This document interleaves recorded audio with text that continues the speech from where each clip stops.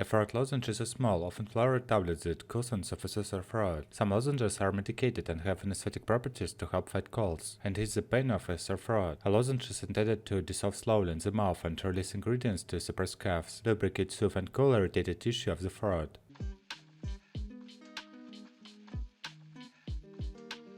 Indications: Sucrets lozenges applied to occasional minor irritation, pain, sore throat, and sore mouth, cough associated with a cold or inhaled irritants, or protection of irritated areas in sore mouth and throat.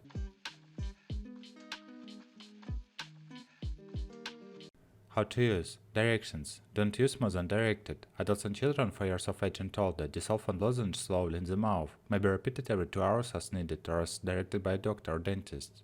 Children under 4 years of age consult a doctor or dentist.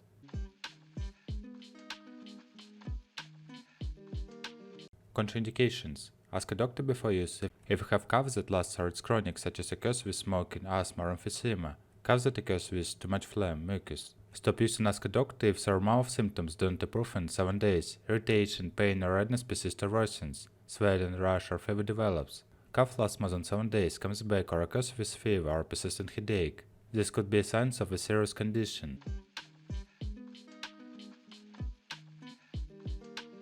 Precautions: Tell all of your healthcare providers that you take this medicine. This includes your doctors, nurses, pharmacists, and dentists. Don't take more than what your doctor told you to take. Taking more than you are told may raise your chance of very bad side effects. If sore throat is severe, persists for more than 2 days, is accompanied by fever, headache, rash, swelling, nausea, or vomiting, consult a doctor promptly.